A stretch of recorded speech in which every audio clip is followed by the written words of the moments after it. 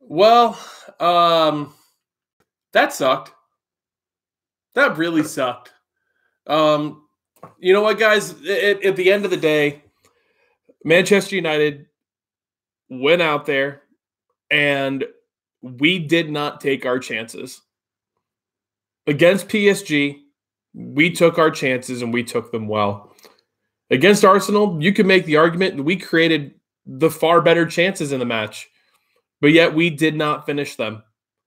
That's on us. We deserve to lose this game. You could try and blame the refs. You could try and blame whatever. At the end of the day, we created so many chances, and that's got nothing to do with the ref. That's got everything to do with us that we didn't put them away. So I have to introduce my guest today. We were originally going to do a fan cam, but I decided I don't want to do a fan cam. We were originally going to do a face cam, but I don't want to have his first face cam be after a loss. So today, joined by Matthew McFadden. How you doing, man? I'm quite mixed. I'm quite mixed. I'm not going to lie. I've been absolutely ratioed to death on Twitter. Top experience getting about 3 notifications every second. And, oh, Fred was the best midfielder in the world today. Nah, pipe down.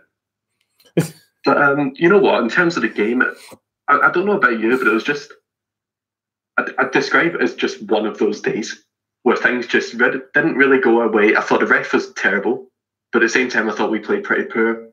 In the final third, we just didn't do much. I thought Pogba was shocking today.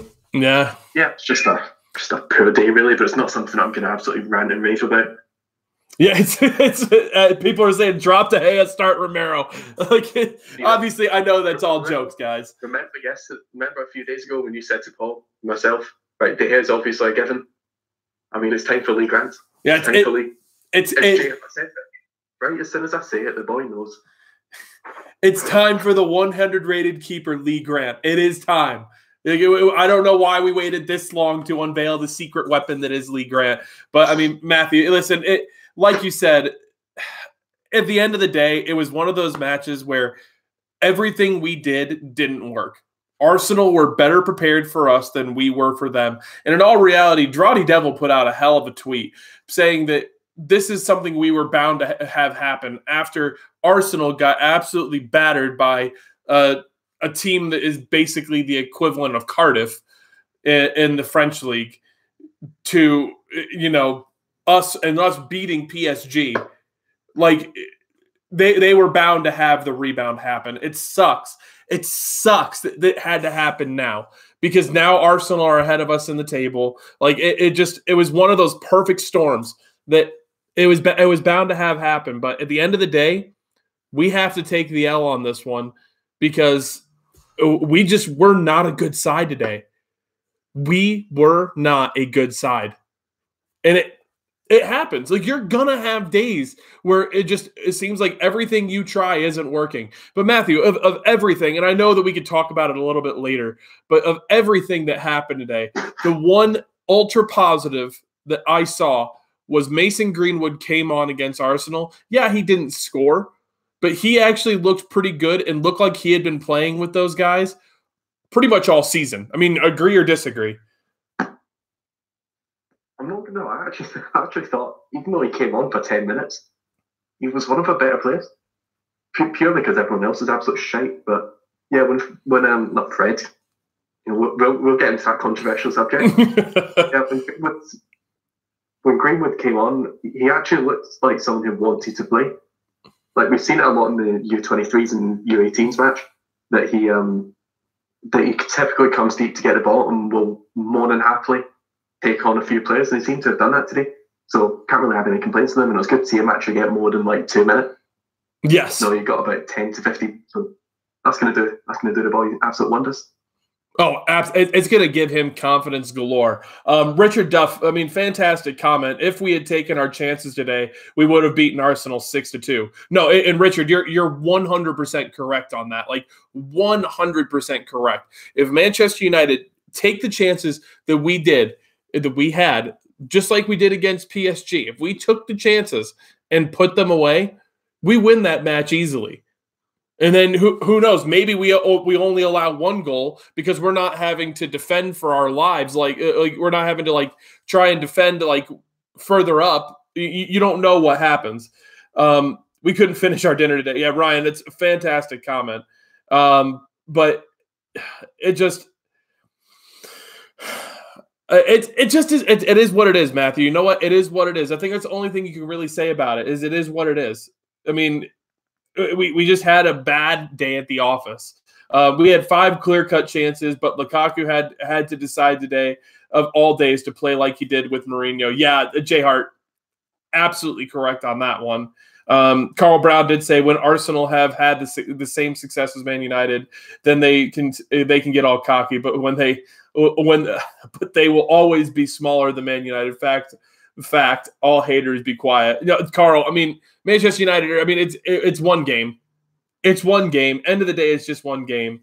And like, for me, like I said, I am not going to put the blame of losing this match on a referee. I'm just not. Because we could have and should have won that match, and pretty easily, too. You know what it was like? It was like the PSG in the first leg, where, yeah, the ref was terrible, but I think we lost just because we weren't good enough. Yep. Of like the ref was the cherry on top of the cake, but we didn't lose it, you know, exclusively because of them. I found a good tweet here from the Man United way with just UTD. Says Arsenal fans really thinking we're going to lose our mind over a loss to them. We're in the Champions League quarter-final and FA Cup quarter-final. We're exceeding expectations under Solskjaer, and it's a compliment in itself that we're even competing at this stage. I think that just sums it up well, because look, even though it's always annoying to lose to a rival, I'm not really going to moan too much about it. It's just like we weren't good enough. Just got to accept it, and as long as we win the next game, fair enough. And that's all. That's it, Matthew. We have to go back out there on Saturday, and we have to go out and go beat them. We have to go beat Wolves. I think people got into absolute meltdown. It's like, yeah, obviously, you know, I'm not going to be, you know, defeatist mentality and say what did you expect, but at the same time, what did you really expect? The loss was bound to come sometime. We just played a massive game, and we've just won it. So obviously, I'm not sure if it's even complacency or whatever, but we just weren't good enough. As long as we win the next game, then I'm not going to really complain all that much. And Chelsea dropped points too. Chelsea, I mean, to be fair, could have lost if it wasn't for a last-minute Hazard equaliser. They dropped 2 points at home to Wolverhampton, which, to be fair, did the same thing to us. Same scoreline and everything. Yeah. Tottenham lost.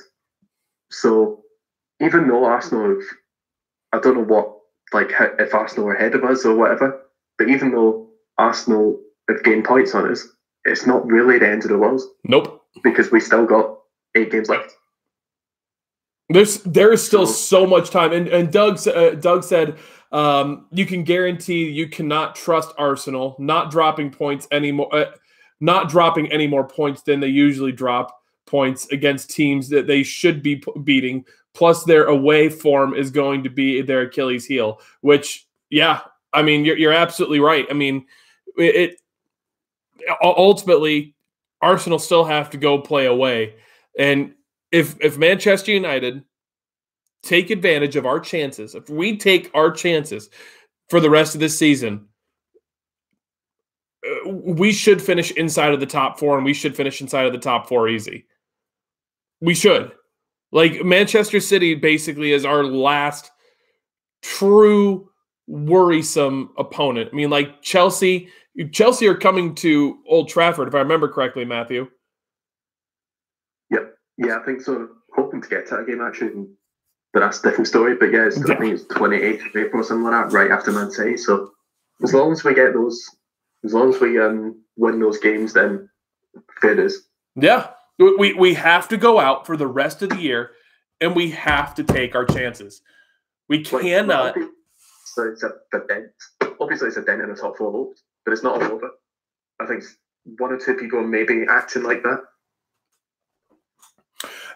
It's like, I get where people are upset. We had a chance to go equal with Tottenham on points today, be 4 points clear of Arsenal. We had the chance to do all of these things today, and we didn't take that chance. It sucks. Coming from our perspective as fans, it sucks because now Arsenal are 1 point behind Spurs in for third place. We're 2 points behind fourth now. Now we have to really take our chances the rest of the year, and we cannot lose any more matches for the rest of the year. I think that is the one thing you have to say is we cannot lose any more matches, because if we do, then it's time to start worrying about top four. We just cannot drop that many points. John Seth, fantastic comment here. Hello again from Norway. Honeymoon officially over. Let's get to the real thing and end up at third. Yeah, no, absolutely. Absolutely. And then Pat McChrystal, good to see somebody new in here. Poor performance. If we don't get 4 points from City and Chelsea, then we don't get top four. Pat, you're obviously probably 100% accurate on that. And I saw some other comments here, basically people talking about the fact that so J-Hart said no, ref was partly to blame for that. He called every little injury Arsenal had since he had to take breaks from running. Freaking Homer Simpson. That's a good one, J-Hart. I like that one. But at the end of the day, guys, we didn't take our chances. That's what you have to say about our performance, is we had the opportunities and we hit woodwork, I think, twice today, if not 3 times. I mean, that right there is enough that if all 3 of those, maybe are placed a little bit differently, they should be going in. I mean, you're talking about we win 3-2. And that's not including the fact that, I mean, we had Lukaku get put through by Rashford for an easy one-on-one chance and just decided to put it right into the keeper. Like, directly into the keeper. But this match, if anything, and Matthew, this is something we could definitely talk about. If anything, this match proves how vital Ander Herrera is to Manchester United, especially in the Premier League. I mean, do you agree with that?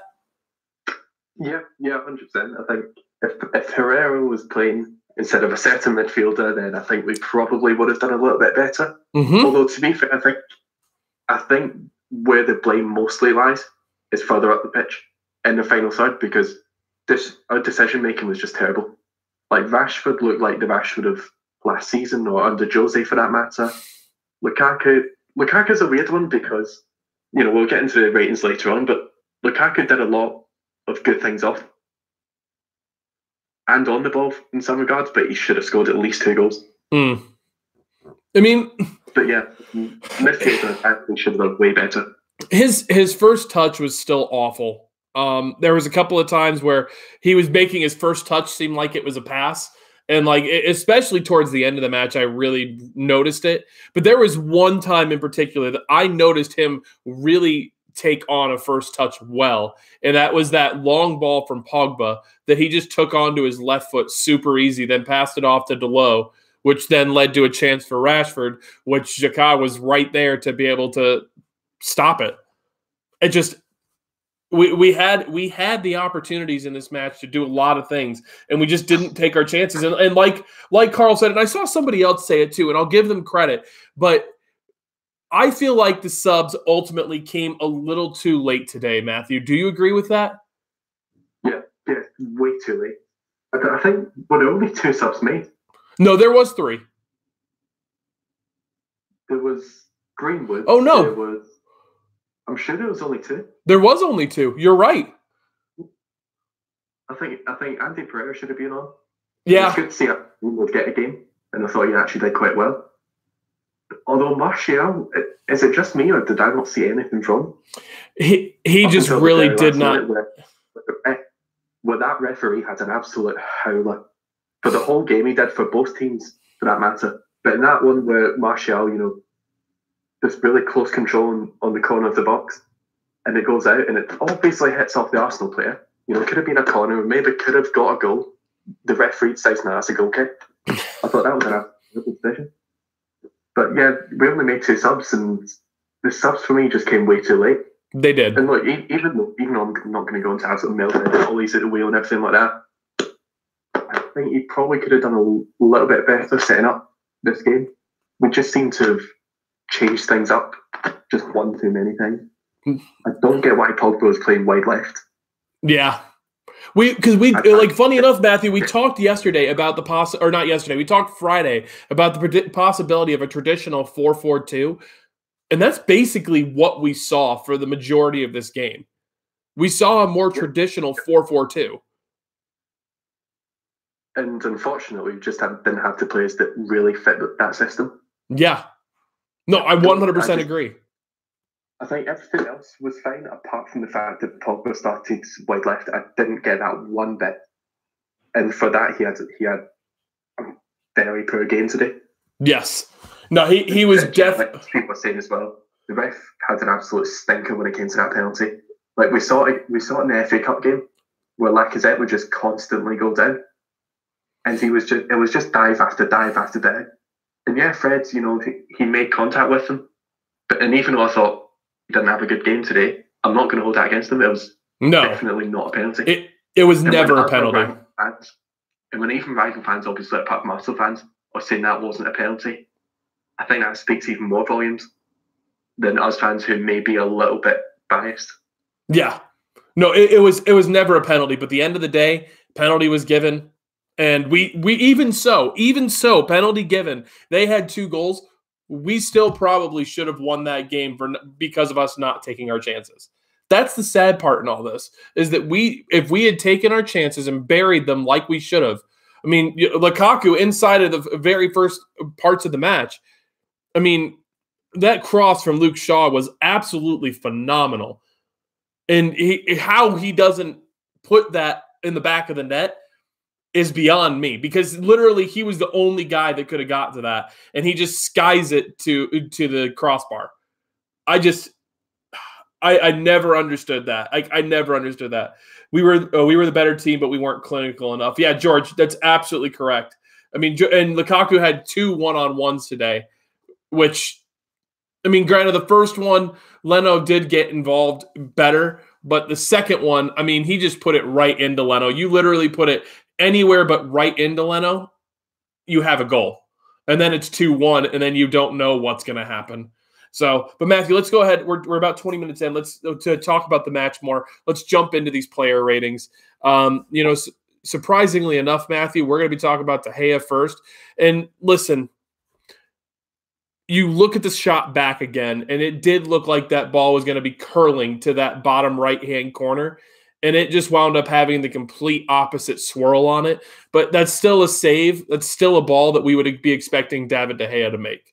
So how do you rate David De Gea today? And guys, this is also your chance that if you want to get your player ratings right out on the show, get them in now, and I will read them out for you. So Matthew, De Gea, I mean... I'm just going to start off by giving him a 5 out of 10. I thought Leno actually played absolutely fantastic in that game. Yep. I just think De Gea just had to take a big fat L today. But again, it's like losing to this game. I'm not really gonna be too concerned or mad about it. He's been absolutely unbelievable for years now, so he's bound to have maybe 1 or 2 games where he just doesn't do that great. But yeah, so De Gea, I think for that shot by Xhaka, don't get me wrong, it was a good shot. He got a lot of accuracy on it, and even if David De Gea, moved the right way of the ball, I still don't even think he might have got to that. And that says a lot considering how amazing David De Gea is. Yeah. But for me, he should have done way better for that. You saw when the ball was hit, like the first half of it where the ball was straight at him, he seemed to have just moved to the left. And I didn't get that one bit. I just thought when you're in that position and you're taking a shot with your left foot, 99 times out of 100, you're aiming for that far corner. And that's something that David De Gea always should know. So a little bit annoying how he did that. I thought his distribution was a little bit shaky, although I don't really judge keepers based on that. Judge central midfielders based on the ability to pass the ball, not keepers. Yeah. So 5 out of 10. Well, and Matthew, let's go with the Klopp excuse. That wind was really swirling today. I'm not going to lie, right? I think quite a few of us United fans were thinking that, but at the same time really didn't want to tweet it. I had to make the joke. Well, what do we have here? But no, you can't blame him in the wind, but it was a windy day. It was a windy day, but like I'm not blaming anything on the wind there. Like it was just De Gea's distribution has been something that needs to be improving for quite a while. And that's the thing we've said about his game is that it's probably the one true weak part of his game is that his distribution isn't great. So that's just me. I know people might not agree with me, but for me, I'm going to give De Gea a 4 today because by De Gea's ridiculously high standards that he has set, I would expect him to be doing so much better than that. Like Matthew said, he basically cheated to one way. And it's something that in that shot, the way that shot was played, I get that it looked like it was going to be swirling to that bottom right corner initially. But 9 times out of 10, from that position, guy's going to be going for a far corner shot. And I still don't know if De Gea would have gotten there. But it did make him look really bad that he couldn't even, go the right way with it. So that, and then on top of that, I mean, like we said, distribution was very, very poor today. It was very noticeable today too, because there was a few times where he just basically gave the ball directly back to Arsenal, which that's not what you want to be seeing. So for me, De Gea gets a 4, and that says a lot because I love David De Gea. I very rarely give him stick, but this is a game where it's okay to say, Dave, you didn't do a good enough job. And it happens. By his ridiculously high standards that he has set, he is bound to have a bad game. It's just going to happen. Every player is bound to have a bad game. But let's go ahead. Let's get to your guys' rating. So Saban said De Gea a 4 for me. George Kyle said De Gea has to be a 4. Only really got tested for their goals, and the first mistake was abhorrent, yet out of character. J Hart said De Gea either was still hungover or he did too much during training. 4 out of 10. Vandy Candy, going by David's ridiculously high standards, he is having an average season, said Vandy. Yeah, I mean, I agree with that. Mo said 4 for De Gea. Pat McChrystal said 5 is average. He had one chance to get, and he didn't read it well, so it has to be a 4. So, Pat, I mean, typically we go with an average rating of being a 6 on this show. Now, that's just us personally, because I feel like you basically start at a 6, and then from there you kind of dive or go up. That's just my personal opinion, though. John Seth said De Gea 5. Richard Duff said De Gea 5. Andrew, thanks for reading my comment, Legend. I hate today, but like you said, bad day at the office. We go again Saturday. Bounce back. Don't blame weather. We are not Liverpool. Yeah, no, Carl, we would never blame the weather on this show. Never blame the weather on this show. But Sanchez a 10 for not playing. Yes, John. Very, very, very true. But let's go ahead. Let's move on from David De Gea. Let's go to Ashley Young, who, I mean, listen, everybody's going to have probably pretty low ratings today. I actually thought Ashley Young was decent today. Defensively, he did well. And then his his passing is still it's bad. But at the end of the day, defensively, he actually did help prevent a goal. So, I mean, Matthew, how are you going to rate Ashley Young? Yeah, I thought, don't get me wrong, I thought most of the players in the team were quite poor, but I don't think he was outstandingly bad. I thought, a couple of times he made good, some good tackles. His distribution, again, is always quite dodgy, but I don't think it was anything too horrendous, so 5 out of 10 for me. Good to see George Kyle going back to his usual rating. Yeah, I'm about to say George back to his usual rating. It's either a 10 or a 0 for Ashley Young for George. I mean, which, by the way, Marcus, yeah, unfortunately today we are not out here in 2019. Today we are not out here in 2019. The sadness. Oh. But for me, Ashley Young, like I said, I feel like that his game today, he helped out where necessary. He really is I'm still waiting for the day where we get Dalot to play at right back. But today, Dalot playing on the right wing actually didn't help out much, which for me was surprising for me personally, that was surprising. So I'm going to give Ashley Young, I'm going to be nice to him today. I'm going to give him a 6. I'm going to just say he was average for me today because he definitely did help where necessary, and his passing has just been bad. I mean, like I still don't understand it, but it is what it is. Like I said, this is one of those where you do this, you dust yourself off, you get back up, and you go back out there and you go play hard again. You don't let this kind of game get you down for too long. But Matthew, I got to read out people's ratings because I can't wait to see what they say about Ashley Young. So Pat McChrystal first. Pat McChrystal said Ashley Young 6. Saban said 6. You should have. John Seth said Young 5. George Kyle said Young 0. Back to his usual standard.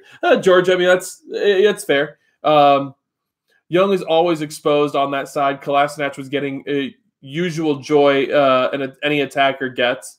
5. Jay Hart said Young a 3. All the attacks from Arsenal came down that left side. I get that. Mo said Young 5. That right side is our weak spot. Every team knows it. Yeah, you're right, Mo. You are very right on that. Let's see here. Yeah, Matthew, by the way, fantastic comment. Wan-Bissaka is needed in the summer. I would gladly take him right now. George, honestly say anyone Ashley Young, if I'm honest. That's fair. That's fair. George Kyle said 0 is my average for Young. He has to do something outstanding to be moved off that rating. Yeah, it really is either a 0 or a 10 from you, George. I mean, that's just the truth. So Richard Duff said 6. Mad Marcus said 4. Let's see here. And then I think that's everybody. So, Matthew, let's go ahead and move on. Chris Smalling. I mean, Chris really didn't do anything for me to be like he had a poor game today.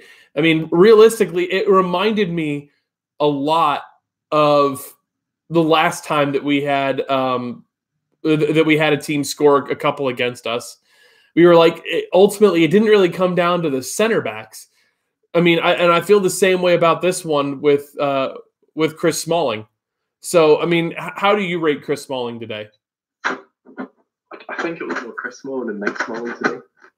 While I don't think he was awful, there were a few times, particularly, I'm sure there was one chance that I remember where he just completely missed the ball when it was coming to him. And I think Aubameyang and Lacazette had both centre-backs for that matter, pretty much on toast. So I think Smalling for me wasn't dreadful, but wasn't great at the same time. Could have done a little bit more. So if I'm being harsh, I'll give him a 5 out of 10. If not, then 6. I mean, the frustrating part is that 2 goals did go in today, and I get that one of them was from a penalty. But to be fair, like both of the goals went the centre back's fault. No, I think the overall wasn't amazing. Could have been a little bit better though. I think that both him and Lindelof could have been a little bit better, which is pretty harsh to say. But at the end of the day, they also weren't responsible for either goal happening, which that is the truth. They were not responsible for either goal happening. So for me, I'm going to be kind to Chris. I'm going to say Chris gets a 6. And you can maybe even go up to a 6.5 because it really wasn't his fault that those goals happened the way that they did. So I don't know. Maybe I'm being too nice. But I mean, it'll be interesting to see how you guys rate Chris Smalling because I think that today's one of those days that I think ratings are really going to divide opinion.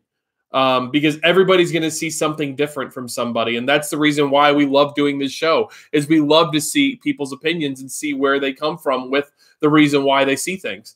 So most, let me see here. I just want to make sure I'm not missing anybody. So Mo said Smalling 8, impressive for me. Mo, that's very fair. Saban said Smalling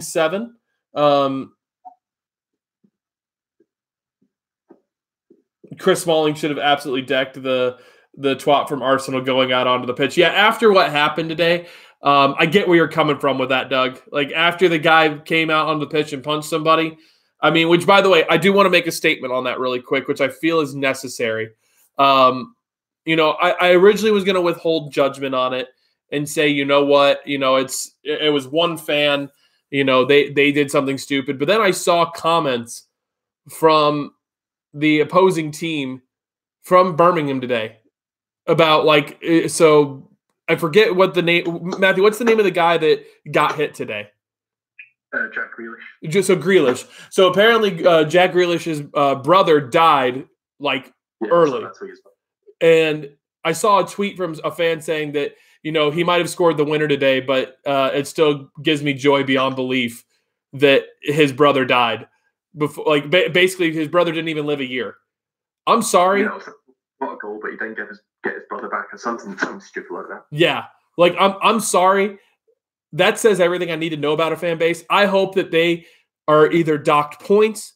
I hope that they are made to play 10 games in an empty stadium.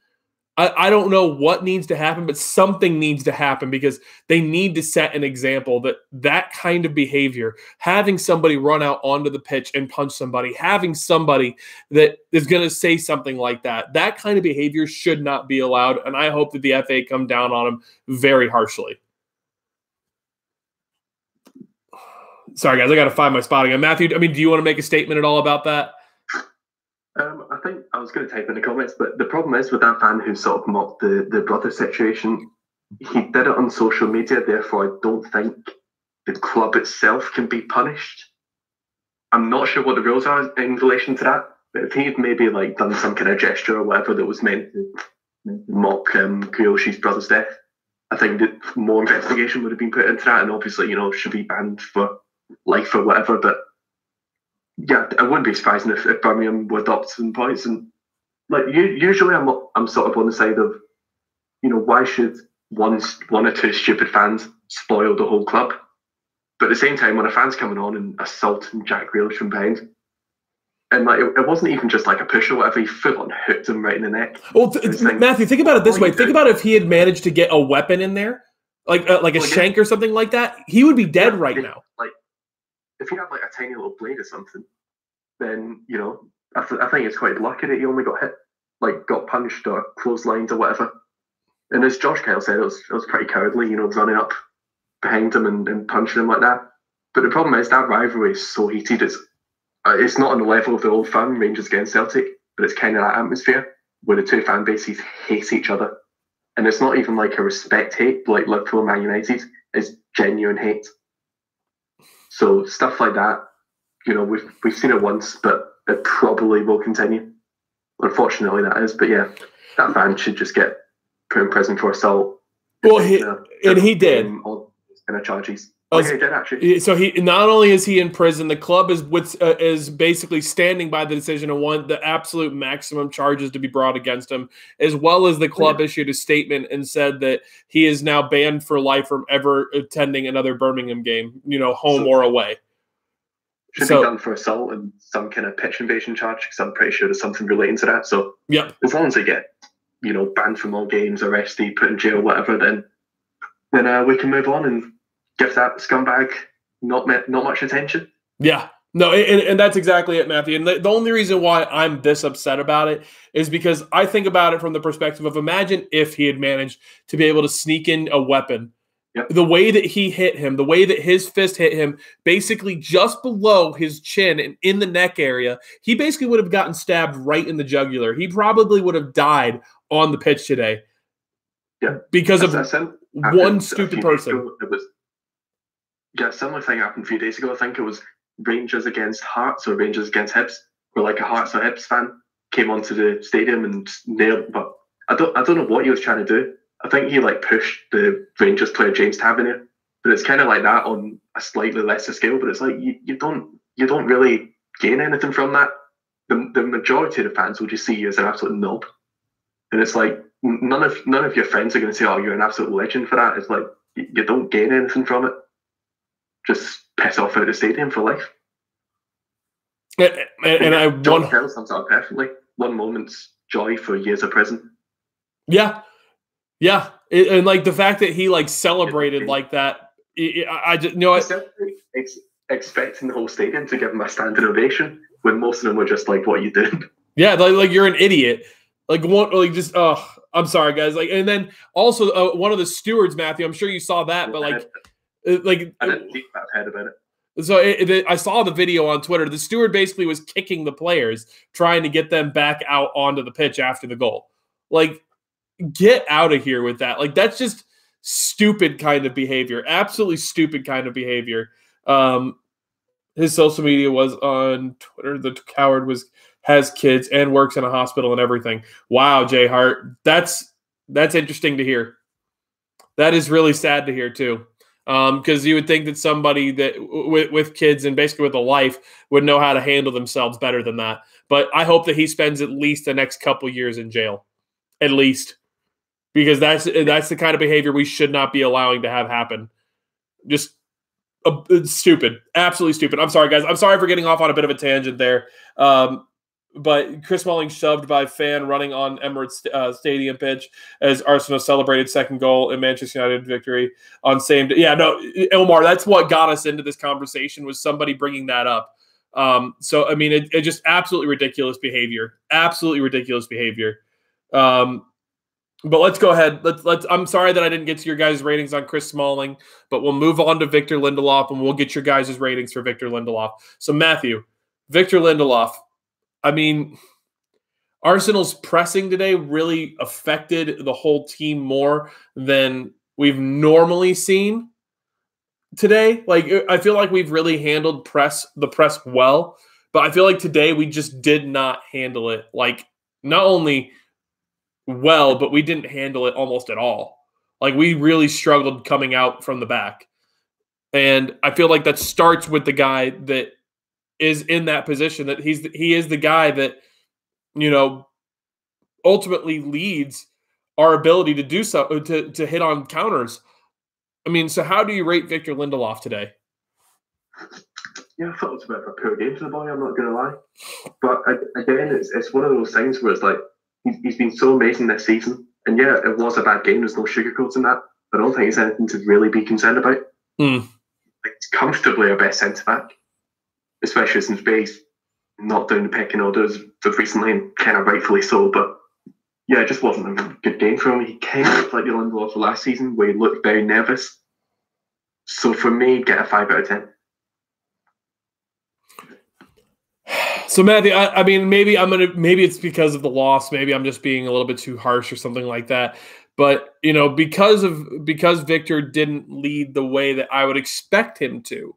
You know, this is the thing, is that we're coming to a point now where, like, I'm saying I'm expecting Victor to be way better than what he is, which that's an impressive feat in and itself. I'm expecting Victor Lindelof to be the guy that we can trust. And that just wasn't him today. He did not perform to his usual standard. So for me, I'm giving Victor Lindelof a 4. Like, I love Victor. I love Victor Lindelof, and he's somebody that I have massive amounts of respect for. But at the end of the day, Victor Lindelof is the guy we rely on defensively to not only lead defensively, but then to also, you know, be able to bring the ball out. That's the truth. We rely on him, and he did not do a good job today. But I'm going to be really interested to hear how you guys think Victor Lindelof did today. So let's see here. George said, Andrew, I hope your phone's off in case your boss rings. Yeah, George, so I actually traveled back to Portland today. So, I mean, luckily there isn't a game again until Saturday, but we'll figure out a time to stream for the FA Cup game, as well as we'll figure out another time to stream. Maybe we'll talk about Arizona Cardinals stuff. I think it's almost time to do another Arizona Cardinals video. Phoenix, right, for the game last night. 3-3. So, Matthew, I actually didn't get the chance to watch the full match. So it's the only reason why I didn't go live after the match. I was out and about. My phone said that the match was supposed to start at 7:30 p.m. It started at 6:30 p.m. here. I was an unhappy camper because I basically only got to see the own goal from Adam Jean, and then the own goal. Yeah, Adam Jean scored an own goal. He's a new signing, isn't he? Yeah, but here's the thing. It was he's for no reason. Man United review, but yeah. I know, right? We're reviewing Phoenix Rising, but so I mean, he did what he needed to do defensively. It just was unlucky that it wound up going in the back of the net. But so, anyways, guys, Doug said Lindelof. It's not bad. Yeah, I mean, but he also scored a goal yesterday too. So fair dues. Fair dues. Yeah. So Doug said Lindelof probably with one of his poorest games in a United shirt. He really struggled today, and he has been your best defender. Yeah, Doug, I 100% agree. John Seth said Lindelof 6. Saban said Iceman 5 today was rubbish. Mo said Vic 5. George Kyle said Lindelof was good, probably another 6. He had very little to do, to be honest. Doug did say Victor Lindelof gets 6. J. said, I give Lindelof and Smalling both 6s. Both goals weren't their fault, but was expecting them to play out the back and hit Arsenal on the counter. Yeah, no, I completely agree. Yeah, Mo, Lacazette did run all over him today. Vandy Candy did say Victor 6 average. Pat McChrystal said Lindelof 4, was very nervous, misreading headers and misplacing passes, and overall not being up to scratch, coping with Oba and Lacazette. That has had a good season, but was last season's man there today. Yeah, that's a fantastic point, Pat. Omar said Victor 5. And then I'm not seeing anybody else. Do Phoenix Rising have a right back we can swap for Young? Yeah, George, actually we do. We have a Jamaican international guy that played for us yesterday and actually played pretty well. So I mean, maybe we'll figure it out. We'll figure it out. At least he's fast. Like he's really fast. So I don't even feel like giving ratings. Pan guys, I get it, man. Pan guys, I really do get it. But guys, let's go ahead. Let's move on to Luke Shaw. I mean, Matthew, once again, another player that really wasn't at fault for anything. I mean, he did put in a world-class cross today that Lukaku should have scored. I mean, I really don't know how to rate Luke Shaw today. I'm thinking probably average. That's probably what it's going to wind up being. Yeah, I just think it was a very meh game from him, really. Didn't really do much apart from that amazing cross of Lukaku. Don't even get me started on his finishing today. Should have scored.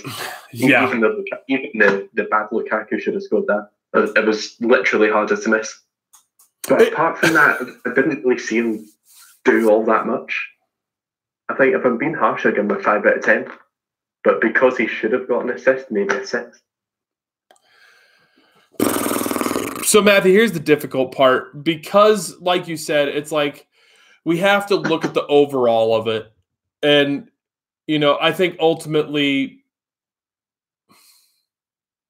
he was probably just above average. He was probably just above average today. I mean, defensively, he's probably our best defender, you know, at the moment. The guy's just doing everything.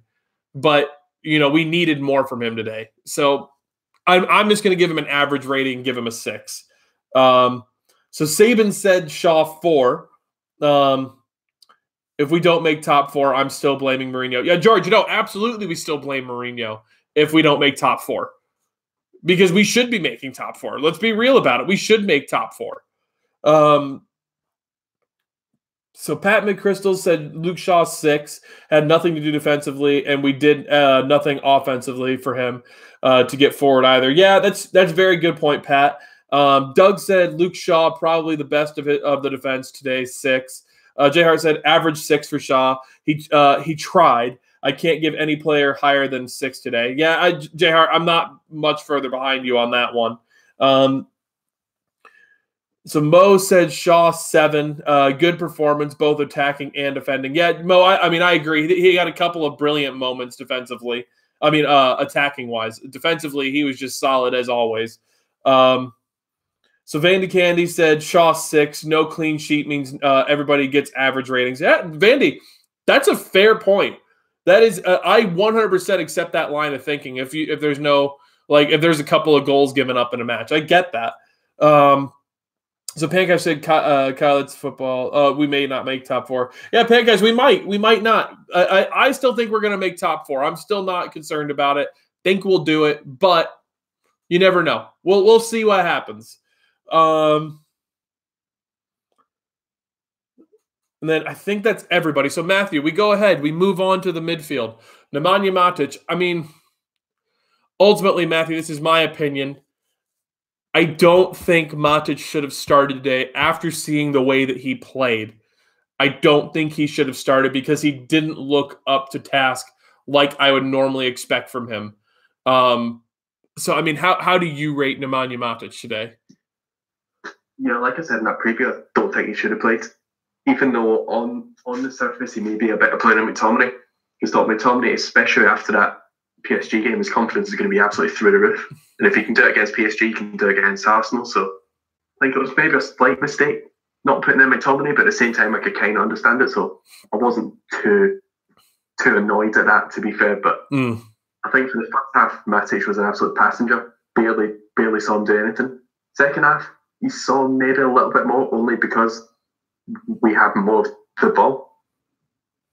But ultimately just didn't really offer anything. It was quite a quiet game for him, to be honest. So for me, 5 out of 10. Yeah, I need to go a little bit below average today because you could just see that he wasn't fully up to task. And it was basically after seeing the way that McTominay has performed these last few matches, I actually think that we should have played Scott McTominay, which probably sounds weird considering the fact that I have not rated Scott McTominay. I still don't really rate Scott McTominay, but he's on a tremendous run. And I still hope that he proves me wrong. I hope that he becomes the CDM that we need. But end of the day today, I think we missed him. I know that sounds weird, but I think we missed him today. So I'm going to give Nemanja Matic a 5. I'm going to give him a 5. I think he was just below average, and you could see that he just wasn't up to task today. So I'm going to be interested to see how you guys rate Nemanja Matic today. So George Kyle said, Matic, I think, as I have always said, is losing his legs. You start to see it now against faster and better players. It's 6. I get where you're coming from with that, George. So Mo said Matic is just slow, 5. Vandy said Matic 4, below average. Saban said Matic is slow, 5. Pat McChrist said Matic 5. Slowed us down. It didn't cover well. Herrera is a huge miss, but Scott would have offered more, and it's rare people would say that. Yeah, no, Pat, you're 100% accurate on that. Tyler123 said Matic 4, not too good today, but we need to get his bad matches out of the way and get good games back. I mean, we do need Matic for the rest of the year. So, I mean, if he's going to have a poor game, I'd prefer it to be his first one back. Still, though, like I still would have preferred to have played McTominay today and then maybe brought him on late. I don't know. That's just me. So J Hart said Matic was rusty, should have been subbed off during halftime. 4 out of 10. Yeah, J Hart, I was actually thinking that we should have subbed him off at halftime. Ultimate summation, we need a top quality CDM in the summer. Yeah, George, I've been saying this for a while. We 100% need a top class CDM, and you know who we need is Ruben Neves. Not going to stop saying it. And you know why we need Ruben Neves? Because I actually think that Ruben Neves would actually fit into the song for Ollie's at the Wheel. I mean, think about it, Matthew. Really think about it. So if we got Sancho, so we've got Sancho, Paul Pogba, Neves. Marcus Rashford is make born and bred. I think it works. It kind of fits in. You're going to have to shoehorn it in, but it's not the worst. You can get away with it. Although then again, Neves, Ruben Neves song, that just puts chills down your spine now. Oh, yeah, I completely agree with that. That's one of the things I'm actually looking forward to hearing in the match. I know that sounds weird for me to say I'm looking forward to hearing another team's chant. When you get the whole stadium singing a player's name like that, it's hard not to like that. But I don't know. I want Ruben Neves. That's who I want. Go get him, Manchester United. Make it happen because we need him. George Kyle said maybe Conte. I mean, if Sarri stays, I mean, I can see it being possible, but Sarri's not staying. He's just not. Sarri's not staying. But sorry, I'm being a little bit extra today, guys. When do I get my shirt for the 500 subscribers? So, Marcus, I was going to talk about that at the end of the stream to figure out how we're going to do this. We were actually had a game where all the players in the song actually played. J-Hart, I don't think so. Now that you say that, I don't actually think so. I'm sure it was Southampton because it was Sanchez, Paul Pogba, and Fred played. Not Rashford, but those three. And that was the first time those three actually started as well. Interesting. Not mistake. Well, then the song made sense for that game. Excluding Rashford. Then yeah, we've seen it, but not all of them together.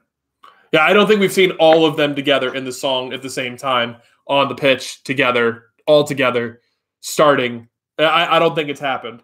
But Matthew, let's go ahead and let's move on to probably the most controversial player of the day, apparently, in Fred, who I think that Fred did not have a good game today. Overall, I do not think Fred had a good game today. I'm going to be interested to see how you guys rate Fred, because that's what we're all about on this show is opinion of other people. So, Matthew, what is your rating for Fred and why? Right, brace yourselves, comments. I posted a tweet about an hour ago saying Fred got a 4. And to be fair, that's maybe a little bit too harsh. I'd maybe say a 5. But oh boy, the amount of abuse that I was getting ratioed to death. Like, ratioing on Twitter is basically when you get more replies and likes. And I had that to a pretty bad extent. People were banging on about the fact that Fred made, 86% of his passes. Here's the thing, right? You can make 99% of your passes, and all of them are sideways 5-yard passes. But if that 1% of pass accuracy that you've missed is an important ball that you should have made, that matters more than 99% you've made. If that makes any sense whatsoever. It makes sense to me. Fred needs, 86% of his passes against Arsenal. Yeah, that's not too bad on the surface. And he did make 1-2 good passes. But there were situations in that game where there were glaring opportunities and he just didn't have the quality whatsoever. To be fair, he should have scored that nice first touch hit from, I think it was right outside the box that hit the post. So to be fair to him, he was a bit unlucky there. And I'm not going to hold a penalty against him because it wasn't a penalty. We've seen it so many times. Lacazette just dives all the time against United. And it's just about time we just get used to that. But Fred, for me, I think we just missed Herrera. Yep. And I know that extremely controversial, but Fred's, for me, just didn't really do it. Like, and Matthews, I get where you're coming from. For me, I look at the passing from Fred today. Defensively, he helped out. Okay, cool.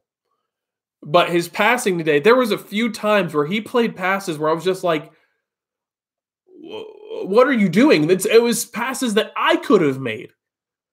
There was a time, and we were talking about it before the stream, there was a pass that he played to nobody. He was out on the right side and played a pass to nobody, and Arsenal picked it up easy, and then it started hitting on a counter. Like, yeah, it's when you're in the midfield area, you just can't afford to, not easy passes, but passes like that. If you're going to make those adventurous passes in midfield, make sure they work out. Because if you don't, then that's just going to start a counter-attack. And given how nervous Smalling and it's going to say Jones, Smalling and Lindelof looked today, it's just not something you can afford to do. So controversially, I'd give Fred a 5. I thought, to be fair, in the second half, he wasn't too bad. He was better than what he was in the first half, but in the first half, he was absolutely piss poor. Well, if his first half form had continued, I probably would have given him a 4. But in the second half, he came on and played a lot better. I ultimately am going to wind up giving Fred a 6. I think that overall, he was average.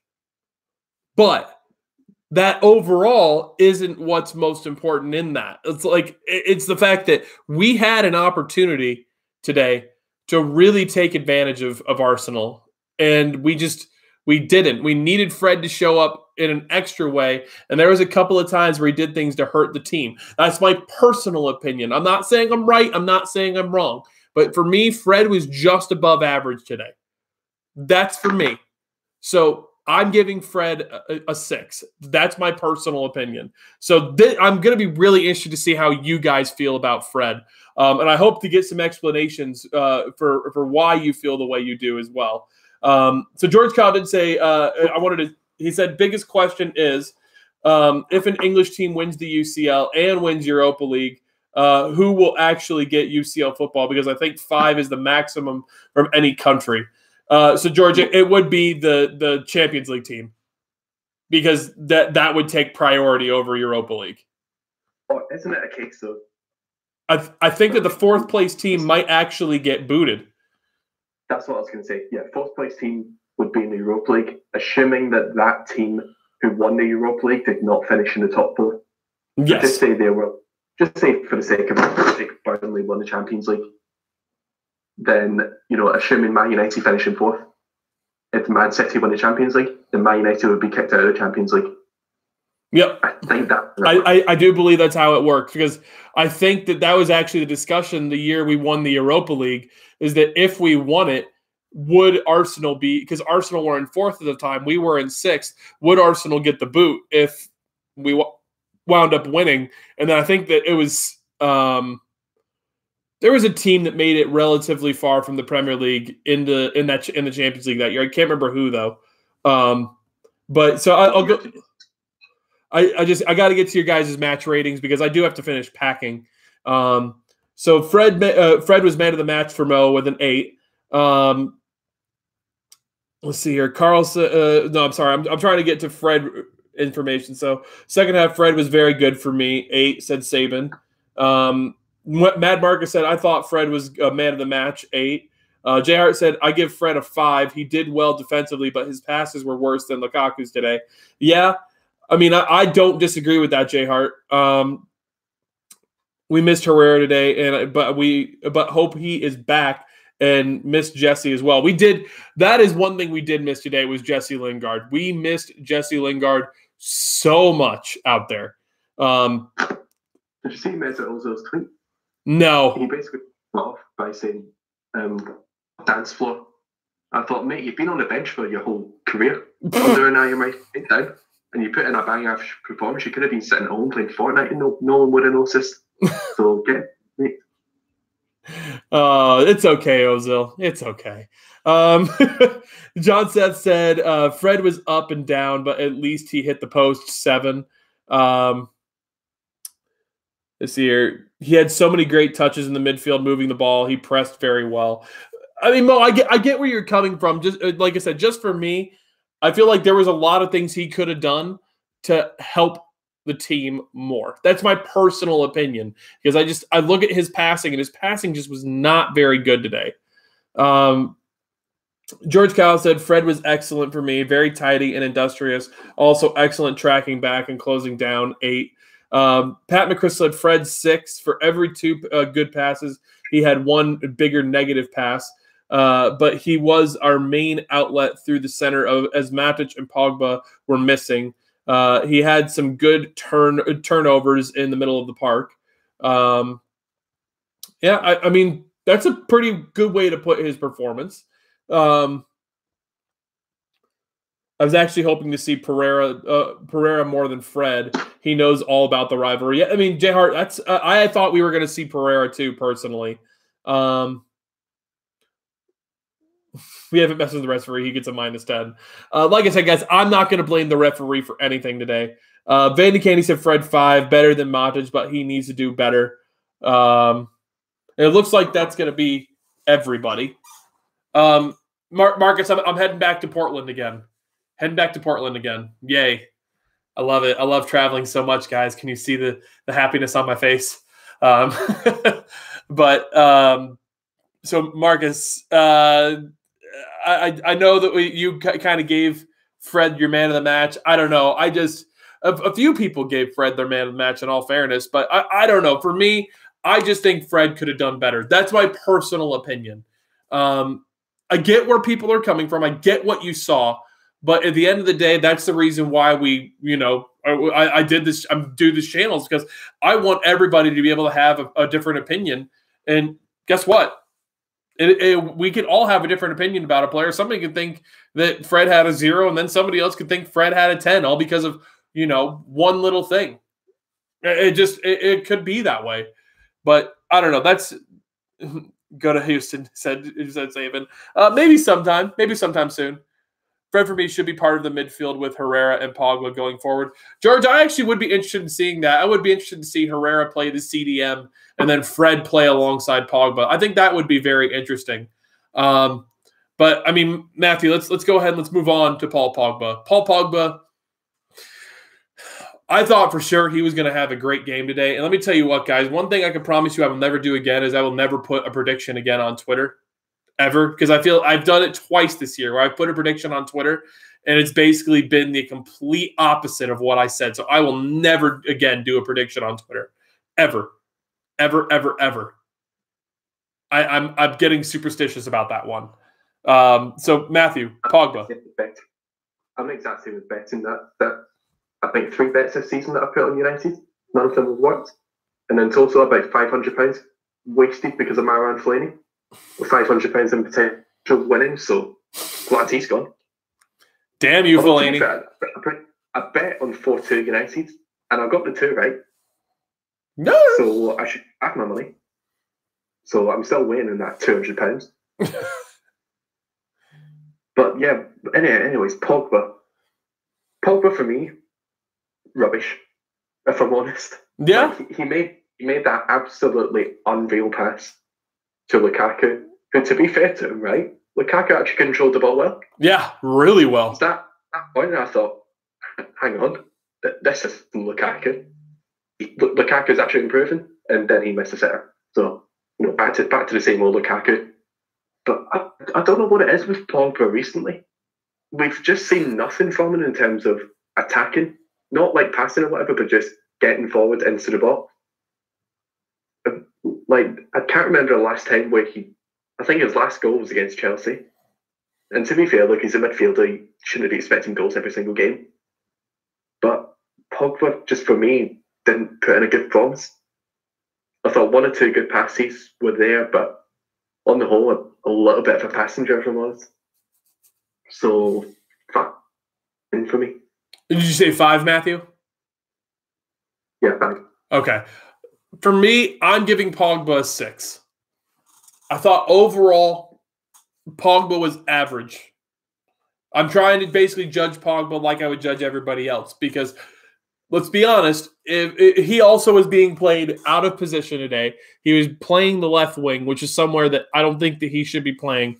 Realistically, we should be running a 4-3-3. And I really do hope we go back to the 4-3-3 in this next match. I hope that we get everybody back, and I hope that we run back to what we have been doing that has been working. That's my personal hope. But if I was to be judging Pogba based off of his talent level, today would be a 4 from Pogba. But judging him based off of the way that everybody played, Pogba was average. Just average. So I'll give Pogba a 6. So let's see what you guys have to say about Paul Pogba. So George said, I thought Pogba was great today and 8. Lots of great passes, including the most insane ball to Lukaku off his left foot. Yeah, I mean, George, that's we were talking about that pass, phenomenal pass. So J Hart said, George, I thought Pogba was crap. He went missing again. I give him a 4. It makes me wonder, could we have won the PSG with Pogba on the pitch? I mean, J Hart, I don't necessarily disagree with you. I do think that Pogba would have made a huge influence in that match personally. But you never know. I mean, ultimately, we'll never know. So Saban said Pogba today was a 5. Mo said Pogba's 7. Tactics didn't help him. Yeah, Mo, I 100% agree with you on that. I've changed it from Mourinho's fault to yours and Matthew's if we don't get top 4. You know what, George? You got to blame who you're going to blame, right?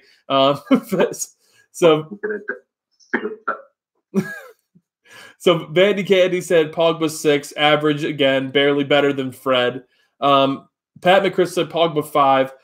Had one good pass that overshadowed his performance, but he didn't do anything. I thought Marquinhos was marking him again today. I mean, Pogba was double and triple teamed multiple times today. That is something I did notice.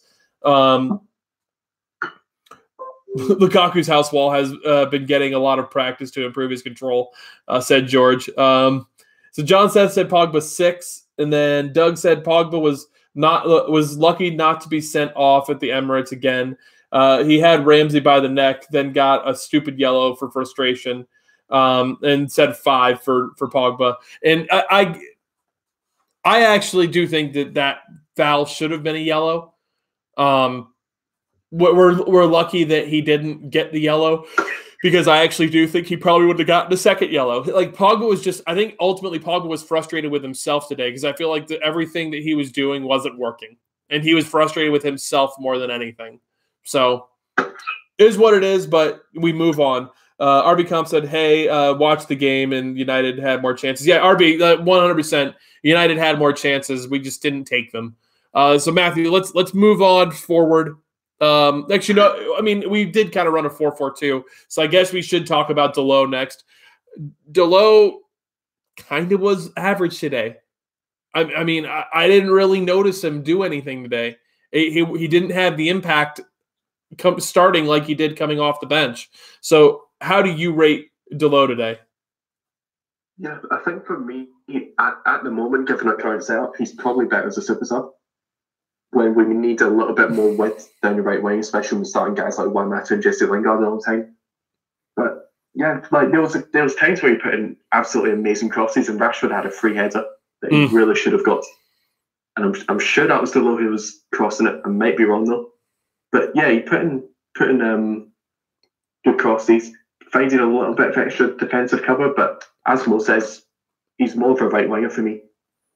And like, don't get me wrong, not his best game ever, but at the same time, fairly decent. So 6 out of 10. You can't really, based on this performance, you can't really give players like 7 or above. Personally, no, so 6 out. I completely agree. I mean, there's one player I'm going to give a 7 to, but it's not for anything that they necessarily did. I mean, for me, Matthew Dalot, I really do think that at the moment he might be better suited to being a super sub right winger to change up what we're doing. We really do need to buy another right back. I really believe that, because, I would love to see Dalot as a right back, see what he could do defensively. But right now, we're just not going to see that, because Ollie he's not going to back off of Ashley Young. It's pretty obvious at this point now that he's not going to back off of Ashley Young. So we got to just deal with it. But for me, Dalot is just average. So I'm going to give him a 6. He really didn't do too much to hurt. Really didn't do too much to help.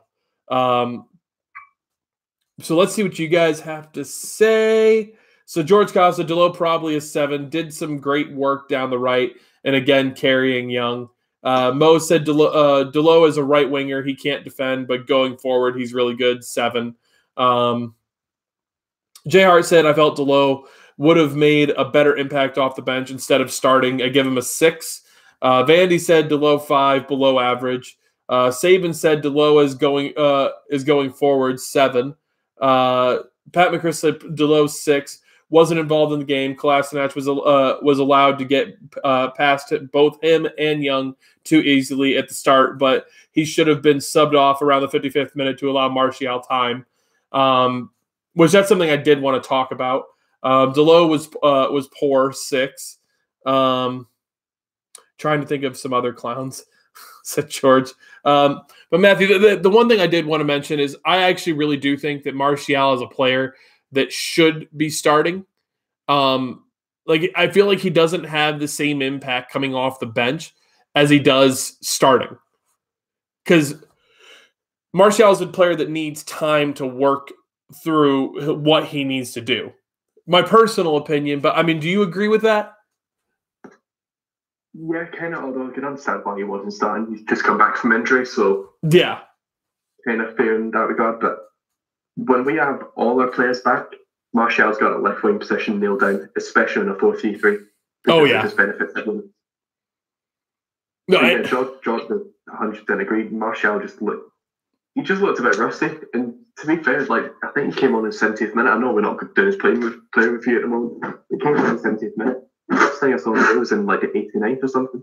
And at least he's getting some minutes in the pitch to come back from that injury. So that's really all that matters, I guess. No, it is. It's 100% all that matters. But I mean, Matthew, let's get to everybody's ratings for. I think we actually did go through everybody's ratings for Delo. I was gonna say I thought we had a couple more people, but we got through everybody. So Matthew, let's go ahead. Let's move on to both of our strikers, Lukaku and Rashford. I actually kind of feel like they should be rated pretty much together today because realistically they did the same thing. I feel like that their performance was basically equal to each other. I mean, do you agree with me on that? Yeah, pretty much, really. I think what really let us down was just lack of finishing. Yep. I think it was just as simple as that. Arsenal took their chances, even though one of them was gifted to them, but they took their chances and we didn't. That's the story, really. But in regards to Lukaku, I think there was 3 chances that he got. One of them he should have easily scored. Easier to score than this. The second one I kind of forgot about. So it was the one where he rounded he rounded the keeper. Yeah, that was the one that I was going to mention just there. But yeah, Ledel, to be fair to him, did really well in that situation. Even though he was grounded, he did well to make himself look big. So you can't really blame him all that much. Although, Matthew, the last chance you're thinking of then is going to be the one where Rashford played him through 1-on-1. That's the one, wasn't it? And was that flagged as offside? Nope, he was onside. But yeah, he should have done better than that one. So yeah, for me, even though he's been on a good streak recently, I think it's the Lukaku goal that we saw. Yep. Although to be fair to him, he wasn't too bad in all the other areas of play. You know, his passing was okay. He put in an absolutely amazing cross. I forgot who got on the end of it, if anyone, but put in a couple of good crosses. But yeah, just overall, wasn't at the races today, or just wasn't sharp enough. Yeah. So for me, 5 from him. And Rashford, to be fair, just wasn't good. Yeah. I honestly think Matthew Rashford might be trying to play through being hurt. Yeah, I think I saw a tweet that said Ole needs to be careful not to give Rashford burnout, and I think he might be doing that. Although to be fair, like given our injuries up front, you kind of have to play Rashford a lot. But at the same time, when you're a young player like that and you're getting so many games, the last thing that you want him to do is be completely burnt out by the time they're like 22, 23, and they start to rack up injuries like Michael Owen did. So hopefully that doesn't happen with Rashford. But if we're talking about just today, then poor performance. Thought it was a Rashford of old, really. Quite wasteful in a few chances. Although, to be fair, nearly did well with the free kick. I've never seen someone hit a ball so hard. Yeah. Apart from that, 5 out of 10 from me, maybe even 4 from you, very harsh. I think that a 5 for both him and for Lukaku is very, very appropriate today, where they were just below average. Both of them did things that, honestly, I saw some people saying how selfish Rashford was today. Rashford did play Lukaku through 1-on-1 with the keeper. That's about as unselfish as you could possibly be. And then Lukaku actually did some things with his touch today that were better than what I would normally expect from him. So for me, they both did things that I wouldn't have expected from them, but at the same time, they also both did things that I would expect from a striker to do at Manchester United that they did not. And that's finish your chances that you have when you've got them. So overall, they're just below average, 5. So real quick, I'll get to your guys' ratings. So John Seth said Lukaku was himself today, which means a 4. Strikers are supposed to score on those chances. Yeah. Icardi is the most clinical striker in Europe. Swap deal for Lukaku. I would take it gladly, George, especially if we're going to continue to try and run a 4-4-2. Saban said Lukaku missed 3 chances. Yeah, no, he did, Saban. He did. Fred was the only one who performed, in my opinion. I mean, Dan, we already talked about Fred.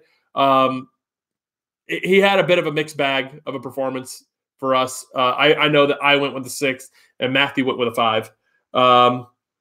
Jay Hart said, I give Rashford and Lukaku a bad 3. 5 clear-cut chances missed. They were back to their to where they were last year. Rashford didn't look up when he was going forward. Jay Hart, I ultimately think that a lot of that also came down to the fact that I think our players were getting frustrated at a certain point, and it's something that you can't do. And it's something that maybe Ollie needs to have a talk with him about, because it did appear that they were just getting frustrated with everything not working for them. And it's just going to happen. It's just going to happen. Mo said better in the build-up, but missed 3 chances, 4 for Lukaku. To be fair, Lukaku looks like he's lost a bit more of weight. John Moss, take note. That's pretty funny, Doug. Every striker misses chances, but no way does Icardi miss all of those chances. George, I 100% agree with you. I do. Saban said Lukaku 4, and then Rashfordinho 4. Doug said both 4. Mo said Rashford 5. Both 3 missed a lot of chances, said George Kyle. Rashford 4, not focused today. George Kyle said what you have to say, though, is against PSG, Lukaku was perfectly clinical, which you're absolutely right, which is why I was expecting him to be so much better than what he was today. Rashford 3, Lukaku 4, said Dan Jones. Vandy Candy said Lukaku 2, Rashford 3, both were trash. Pat McChrystal said Lukaku 6, typically missing in front of goal, but his link-up play has got a lot better. Rashford 5 was making runs, but if Anthony comes on earlier and Rashu has made those runs from the wings earlier, it would have been more ideal. No, and Pat, I think that Martial should have been brought on about the 50th, 55th minute, if you're asking my opinion. Then Andrew Cummins said Fred was second best to Shaw today. Crazy amount of ball recovery. What do you think about dropping Matic and playing Herrera there when he's fit? Again, Andrew, we were talking about that, and I actually do think that Andrew Herrera playing at the CDM and then kind of mixing it up between Fred and Pereira for the other midfield too, I think could be pretty appropriate. But Matthew, Martial today, he did look rusty. I'm not really going to give him a rating because he did look rusty. Came on for about 20 minutes. But there is one player I want to give a rating for that subbed after him. Mason Greenwood. I wanted to talk about him. Mason Greenwood came on and he performed well. He looked like he had been playing with the team for the last full year, basically. He was connecting up with everybody, and I would be really, really interested to see Mason Greenwood get more minutes for Manchester United based off of what I saw today. He didn't take a shot. It's not like he took a shot today, but ultimately, I think that what he offers to the team could be something that would be very beneficial for Manchester United. What do you think about Mason Greenwood today? I'm not going to lie, right? This is a hot take, but I thought he was actually our best player. I agree. Which says about how subpar the rest of the squad was. But yeah, it was just so good to see him actually getting on the pitch and getting some touches, unlike PSG, where I think they did the ball twice. But yeah, he was making tackles as well. He was all over that right side of the pitch. Sometimes he'd be as far back as right back, sometimes he'd be up front. So it's good to see him actually have that kind of presence and the good work that he made. And I think you need that when you're a youngster making your first few games.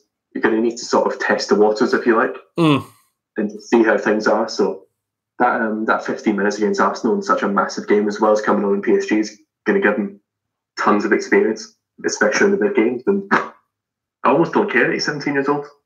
Put him in the squad. Bring him off the bench a few more times.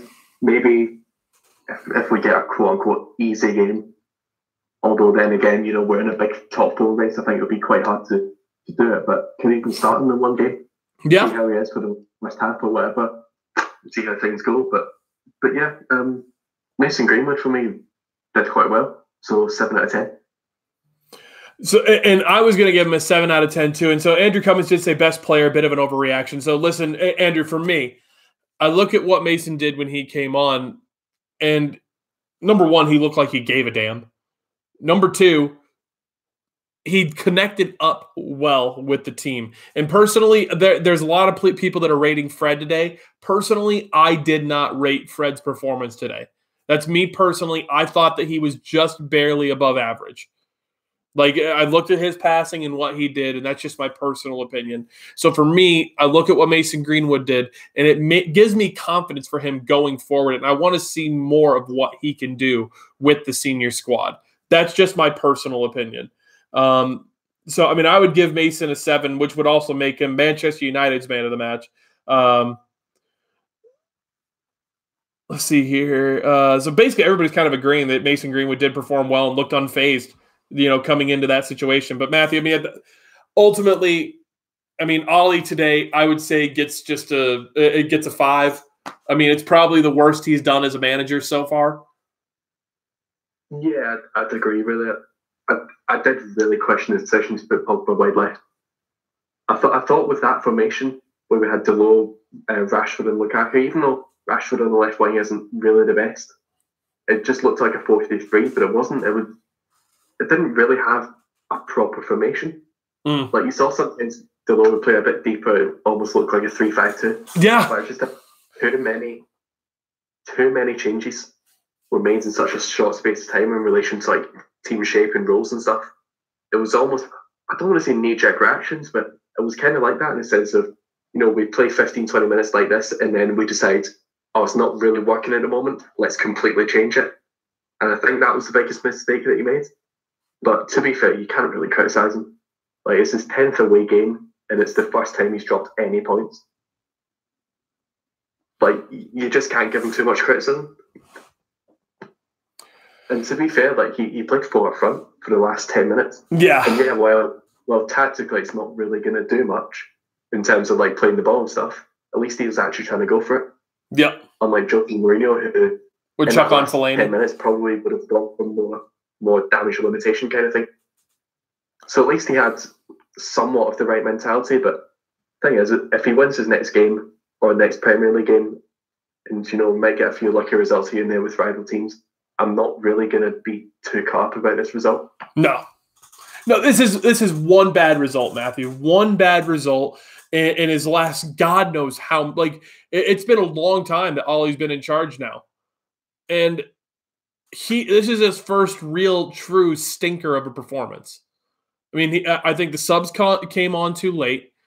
I think that the decision to go with a 4-4-2 and play Pogba out wide and then Dalot on the right side, I thought if you're going to play that the way that we did, I actually really think that a 4-3-3 would have been very appropriate today. Play Dalot as a traditional right winger in that system, have Rashford be on the left. Personal opinion, I'm obviously not a manager, and I trust what Ollie's doing. But this is the first time that I had any questions about Ollie and what he did as a manager. First time, which says a lot. It says a whole lot. So he's got 14 wins from 18 games. Like, that's an absolutely unbelievable record. Yep.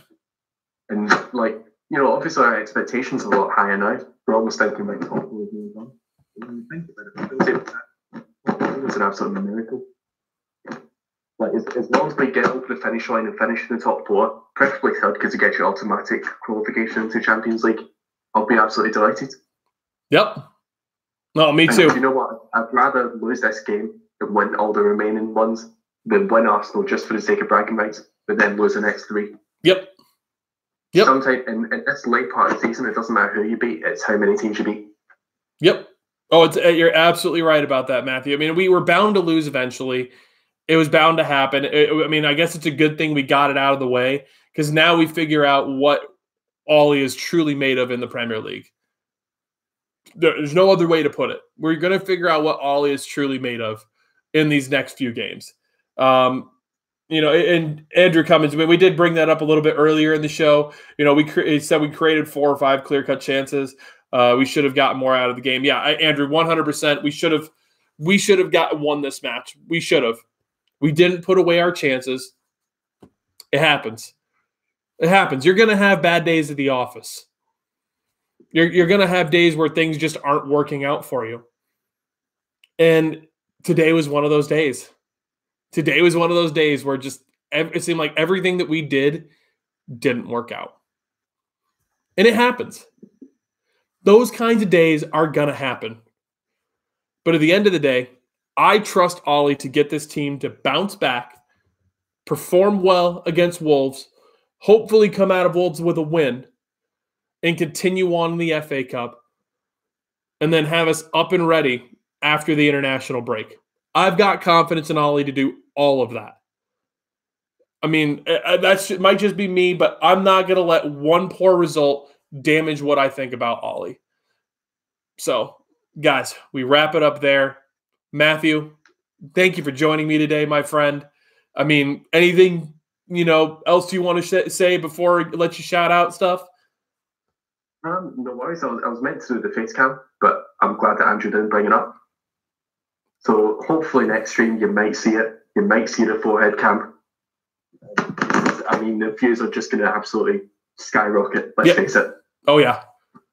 But also, I've mentioned a few times I was making a poster based on that comeback against PSG, and I've made it, which is quite nice. And I've released it already. It's already got 3 sales, which is very nice indeed. I've made it so that what you can do is you can customize the headline, because I was really torn between 2 particular headlines, and Twitter poll didn't really sway me either way. But yeah, if you go into the store, actually, I'll post a picture of it in the chat here. If you click that link, then you'll see the print based on one of the headlines. And yeah, so have a look at that if you want. I'm still doing 30% off until the end of Wednesday, I think, as well as 10% off every single poster for the whole month. So yeah, cheers for having me on again, and hopefully we'll win the next game. Matthew, I've got confidence that Ollie's going to have us running out there and flying high again. I'm not gonna come out and say that Wolves is going to be an easy game, because it's not going to be. Wolves is going to be a tough test, and especially in the FA Cup, a competition that they'll want to go and try and win. You know that. You know they're going to go out there and put in a great performance. And Wolves have performed so well against everybody in the top 6 this year. So, guys, end of the day. What's that, Matthew? I'm sorry. They got a point against us at Old Trafford as well. Yep. Like they're no pushovers. No, they're not. They are not pushovers, and we should not walk into this game with any level of confidence other than the fact that we want to go and put a beating to them. That's the kind of confidence we should go in there with, is we want to get revenge for the fact that we just lost Arsenal and the fact that we drew to you earlier in the year. That should be our mentality. That's the only kind of mentality we should have in this. We are going to make up for what just happened. So, I mean, guys, just thank you all for joining us today. Hope you all can drop a like on the video if you haven't already. It's really appreciated. It's really appreciated for Matthew, which Matthew will get a face cam on the next one. I did see somebody say he should have done the face cam after the PSG game. We didn't get to 500 subs until after the PSG game. But just again, guys, thank you to everybody that's subscribing to this channel. And I really do hope that you all are still enjoying the content. You're going to be getting more football content because Phoenix Rising season has started. So you're going to start getting preview and reviews for Phoenix Rising. Exciting times. And then it's almost time to start talking about Cardinals draft. So you're going to be getting more content. Granted, it's going to be happening more on my time, not your guys' time, because I understand a large part of my audience watches from the UK. But you guys will still be able to watch the videos. But genuinely, guys, thank you all for joining me. I know personally I'm going to be ordering a couple of posters for Matthew here today, but I really do hope that you guys all keep your heads held high. Keep your heads held high. One loss isn't going to affect what we're doing. We're still Manchester United. We are still at a completely different point than we have ever been for the last 6 years. We're just playing at a different level. So don't let your heads drop, guys. It's one loss. We're going to go back out there and we're going to perform well. I really believe that. But I really do hope that you all have a great night, a great day, wherever you're at and whatever you're doing. Keep doing you, because I love you guys and you guys are awesome.